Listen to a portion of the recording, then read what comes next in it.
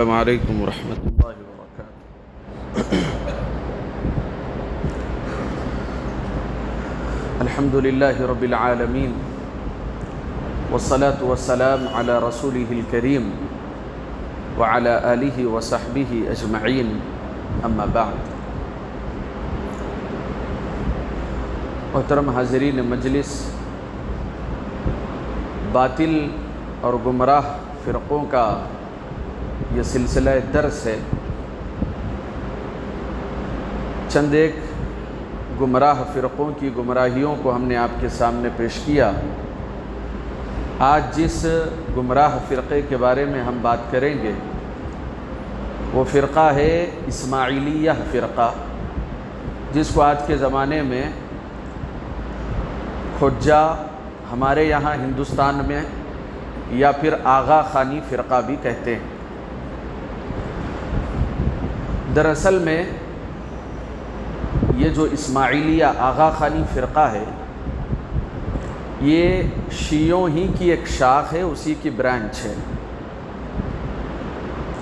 آپ یہ بات سمجھیے کہ شیعوں کے جتنے فرقے بنے ہیں یا جو شیعہ ٹھہرے ہیں، انہوں نے سیاسی مسئلے کو دینی مسئلہ بنایا ہے۔ امام کا تعین کرنا، خلیفہ کا تعین کرنا، اگر اس میں کچھ اختلافات ہوئے جو پولیٹیکل چیزیں تھیں، سیاسی چیزیں تھیں، تو اس کو انہوں نے اصل دین بنا کر کے لوگوں کے سامنے پیش کیا۔ جبکہ آپ کو یہ بات معلوم ہونی چاہیے، شریعت اسلامیہ کے جو نصوص ہیں قرآن و سنت کے، کسی بھی نص سے یہ بات ثابت نہیں ہوتی ہے کہ خلافت اور امامت کسی ایک ہی خاندان کی جاگیر ہے۔ یہ کہیں سے بھی ثابت نہیں ہوتا ہے، بلکہ امامت اور خلافت کو کسی ایک خاندان ہی کا جزء لا ينفک سمجھنا یہ شریعت اسلامیہ کی تعلیمات کے خلاف ہے، اس کے منافی ہے۔ کہیں پر بھی ایسے نص نہیں ملے گا کہ ایک ہی نسل میں سب خلیفہ بنیں گے، سب امام بنیں گے۔ لیکن شیعوں نے اسی بات کو پکڑ کر کے رکھا کہ اولاد علی و فاطمہ ہی سے مسلمانوں کا یا لوگوں کا امام بنے گا اور خلیفہ بنے گا، اس کے علاوہ اس دنیا میں ہم کسی کو بھی قبول نہیں کریں گے۔ یہ ان کا عقیدہ ہے جس کی بنیاد پر یہ سارا فساد اور بگاڑ بنا ہوا ہے۔ جبکہ شریعت اسلامیہ یہ کہتی ہے کہ اگر کوئی شخص اللہ کے رسول کے خاندان سے ہے اور وہ شخص فاسق ہے، فاجر ہے، یا ہو سکتا ہے کہ وہ اسلام کو چھوڑ دے، تو محض آل رسول سے تعلق رکھنے کی وجہ سے وہ مسلمانوں کا خلیفہ نہیں بن سکتا۔ مسلمانوں کا امام بننے کے لیے جو معیار ہے وہ تقویٰ ہے، وہ دینداری ہے، وہ نسل اور خونی سلسلہ نہیں ہے۔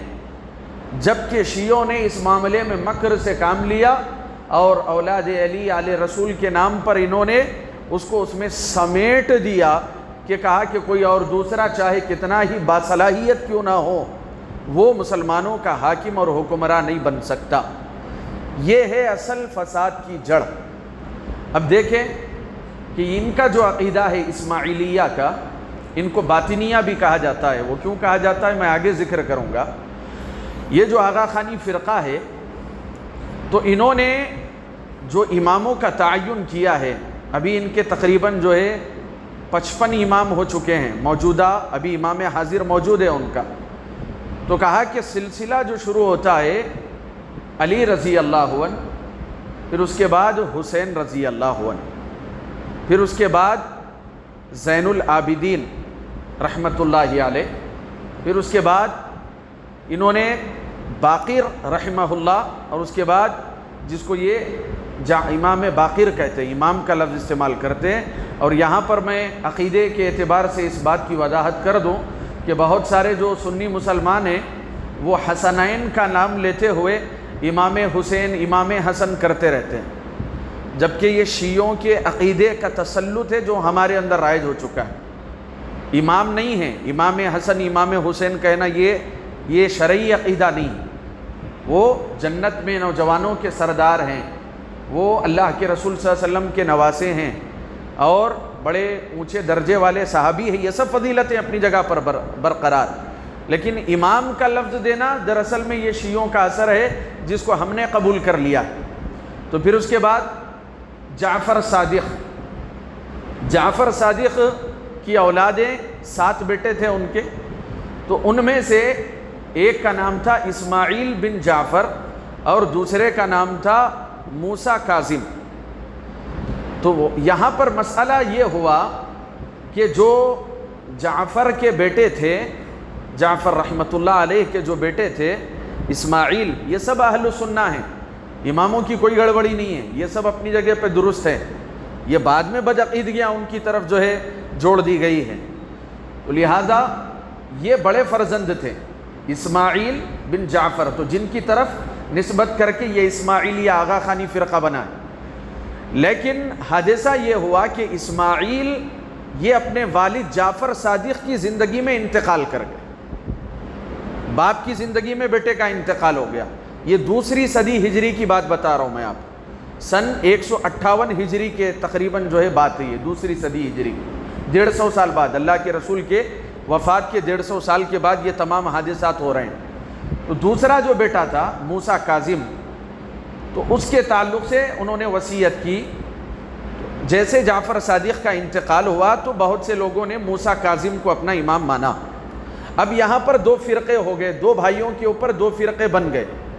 ایک جو فرقہ ہے یہ آغا خانی فرقہ، ان کا یہ کہنا ہے کہ جو بڑا بیٹا ہوتا ہے وہی امامت کا مستحق ہوتا ہے، گرچہ کہ باپ کی زندگی میں انتقال کر گیا ہو، مسئلہ نہیں ہے، لیکن اسماعیل ہی ہمارے امام ٹھہرے۔ اب اسماعیل کی جو اولادیں ہیں وہاں سے امامت کا سلسلہ یہ چلتا رہے گا۔ تو یہاں سے 2 فرقے بٹ گئے۔ پھر آگے ہم آئندہ ذکر کریں گے کہ یہ جو گجرات کے اندر جو علاقہ ہے جن کو ظاہری داودیہ فرقہ جن کو کہتے ہیں، بوہرا، یہ ان میں بھی 2 فرقے ہیں کہ یہ بوہرا جو ہے سلیمانی ہے، داودی ہے، یہ یہیں سے یہ شاخیں نکل جاتی ہے، یہ دونوں 2 طرف چلے جاتے ہیں۔ تو یہ جو اسماعیلیہ فرقہ ہے، تو اب آپ دیکھیں ان کی ویب سائٹ میں، ان کی کتابوں میں اگر آپ سرچ کریں گے تو انہوں نے جو اپنے امام بنائے ہیں، جو 55 ان کے جو امام ہیں، آج بھی جو امام ہیں، تو ان 55 اماموں میں حسن رضی اللہ عنہ کو انہوں نے شامل نہیں کیا۔ یہ بہت اہم بات بتا رہا ہوں میں۔ علی رضی اللہ عنہ کے 2 بیٹے حسن اور حسین، لیکن انہوں نے حسن رضی اللہ عنہ کو امامت کی لسٹ سے نکال دیا۔ وہ کیوں نکالا تھا؟ کیونکہ یہ شیعوں کا جو جھوٹ ہے، ان کی جو بدعقیدگی ہے، وہ اس فرقے کے اندر آ گئی، کیونکہ یہ شیعوں ہی کی اولاد ہے۔ کیا ہے کہ حسن رضی اللہ عنہ نے، اللہ کے رسول صلی اللہ علیہ وسلم نے پیشن گوئی کی تھی اپنی زندگی میں کہ میرا یہ جو بیٹا ہے، نواسہ ہے، اللہ تعالیٰ اس کے ذریعے سے امت کی 2 گروہوں کے درمیان میں بڑی صلح کروائے گا، یہ پیشن گوئی کی تھی۔ تو حسن رضی اللہ عنہ نے تلوار نہیں اٹھایا امیر شام امیر معاویہ رضی اللہ عنہ کے خلاف، وہ خلافت کا جو بھی معاملہ تھا اس سے دستبردار ہو گئے تھے، اور انہوں نے کہا کہ میں امیر معاویہ کو خلیفہ مسلمانوں کا ماننے کے لیے تیار ہوں۔ لہٰذا یہ بغض معاویہ ہے کہ جس کی وجہ سے انہوں نے حسن رضی اللہ عنہ، جو کہ علی رضی اللہ عنہ کی اولاد ہیں، حسین رضی اللہ عنہ کے بڑے بھائی ہیں، انہی کو امامت کے درجے سے ہٹا دیا، کہا کہ حسن امامت کے اہل نہیں۔ پھر اس کے بعد یہاں پر ایک اور اہم مسئلہ، جس بنیاد پر یہ فرقہ بنا کہ بڑا بیٹا تھا اسماعیل بن جعفر، تو حسن کون تھے؟ حسن حسین رضی اللہ عنہ سے بڑے تھے۔ یہ خود اپنی جو بتائی ہوئی جو ان کے اصول ہے اس میں پھنس جاتے ہیں۔ حسن رضی اللہ عنہ کو ہٹا دیا، حسین رضی اللہ عنہ سے انہوں نے امامت کے سلسلے کو جاری رکھا، اور ان کے بارے میں جاننا ایک عام آدمی کے لیے بہت دشوار ہے، بہت زیادہ مشکل ہے۔ ایک عام آدمی ان کے بارے میں تحقیق کرنا چاہے تو کر نہیں پائے گا، کیونکہ انہوں نے اپنی تمام بدعقیدگیوں کو، اپنے تمام عقائد کو بہت ہی پر اسرار انداز میں بند کر کے رکھا ہے۔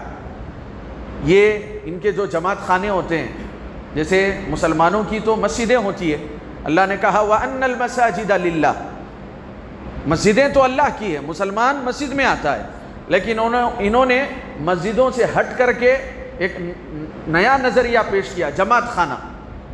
اب اس جماعت خانے کا نظریہ یہ ہے کہ اس میں کوئی جو غیر اسماعیلی ہے وہ آ نہیں سکتا، اس کا داخلہ ممنوع ہے۔ اب ان تک رسائی ہوتی نہیں ہے، یہ کیا پڑھتے ہیں، کیسی نماز ہے ان کی افکار کیا ہے، وہ انٹری ہی نہیں ہے ان کے پاس، تو جانے گا کیسے آگے؟ البتہ جنہوں نے توبہ کی، جنہوں نے کتابیں لکھی، ان کی کتابوں سے یہ چند باتیں معلوم ہو رہی ہے جو میں آپ کے سامنے رکھ رہا ہوں۔ اب یہ اپنے جماعت خانوں میں جا کر کے کیا کرتے ہیں، یہ نماز روزے کے پابند نہیں ہیں، ان کے یہاں روزے کی کوئی حیثیت نہیں ہے، نماز کی کوئی حیثیت نہیں ہے۔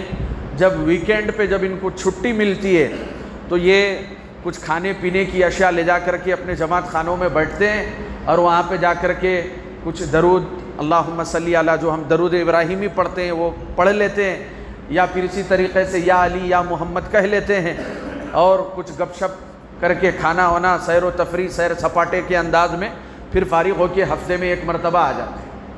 تو شریعت کا کوئی ایسا حکم ہی نہیں ہے جو انہوں نے اپنی زندگی میں لاگو کیا، یہ کسی چیز کے پابند ہی نہیں ہے۔ ان کی عورتوں کو دیکھو آپ، بڑی بے پردہ، یہ اپنے آپ کو مسلمان کہتے ہیں، یہ کہتے ہیں کہ علی کے وارث ہیں ہم، ان کی نسلوں سے ہیں، ہمارے امام ان کی نسل سے ہیں۔ ویسٹرن کلچر کو ان کی عورتیں اپناتی ہے، کسی طرح کا پردہ نہیں ہے، حجاب نہیں ہے، اور کسی طرح کی شرم و حیا نہیں ہے، کوئی ماڈیسٹی ان کے اندر نہیں ہے۔ بالکل ان کا جو فلسفہ ہے یہودیوں والا فلسفہ ہے، کرسچنوں والا فلسفہ ہے، یونانی فلسفہ ہے، مجوسیوں والا فلسفہ ہے، سارا ان کا ٹریڈیشن اور کلچر یہ یہودانہ ہے، یہ نصرانیوں جیسا ہے۔ پھر اسی طریقے سے ان کا ایک اور عقیدہ ہے، عقیدہ حلول۔ یہ عقیدہ حلول کیا ہوتا ہے؟ دراصل میں یہ جو امام ایک کے بعد ایک منتقل ہوتے ہیں تو یہ جب کہتے ہیں یا علی، تو دراصل میں علی کا نور ان کے امام کے اندر تجلی کر جاتا ہے، اس کے اندر حلول کر جاتا ہے۔ مثال کے طور پر موجودہ زمانے میں ویسٹ میں جو رہتا ہے ان کا پرنس کریم آغا خان، تو اس کو جب یہ کہتے ہیں یا علی تو اس کا مطلب یہ ہے کہ یہ علی کا اوتار ہے، علی کا نور اس کے اندر پایا جاتا ہے۔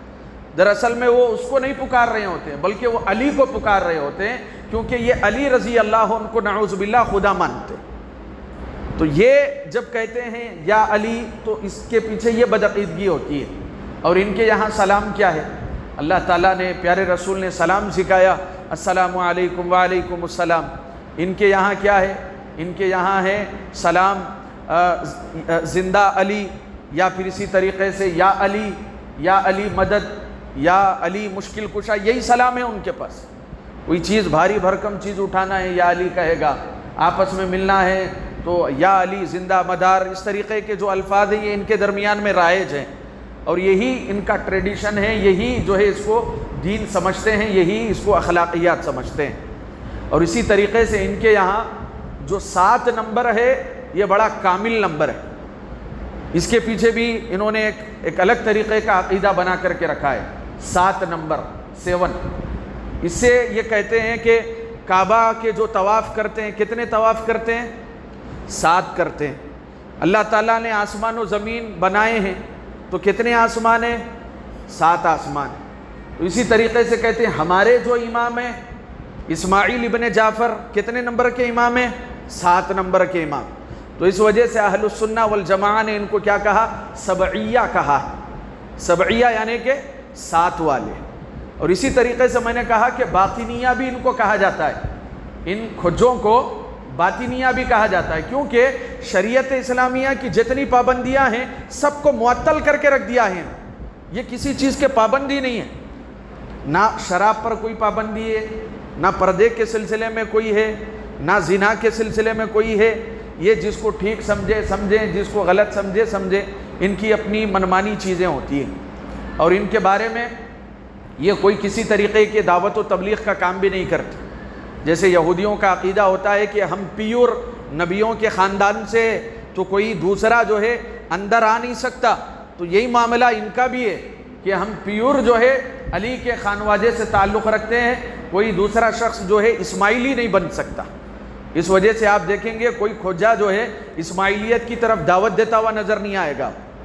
وہ کاروبار کی بات کریں گے، بزنس کی بات کریں گے اور بہت ساری دنیا بھر کی جو ہے باتیں کریں گے، لیکن وہ کبھی جو ہے عقیدے کی بات نہیں کریں گے، دعوت کی بات نہیں کریں گے، جبکہ اسلام ہے اللہ تعالیٰ نے کہا وَقَاتِلُوهُمْ حَتَّى يَكُونَ الدِّينُ لِلَّهِ، لڑتے رہو، سارے لوگوں سے لڑو یہاں تک کہ ایک دین اللہ کا اس سرزمین پر قائم ہو جائے۔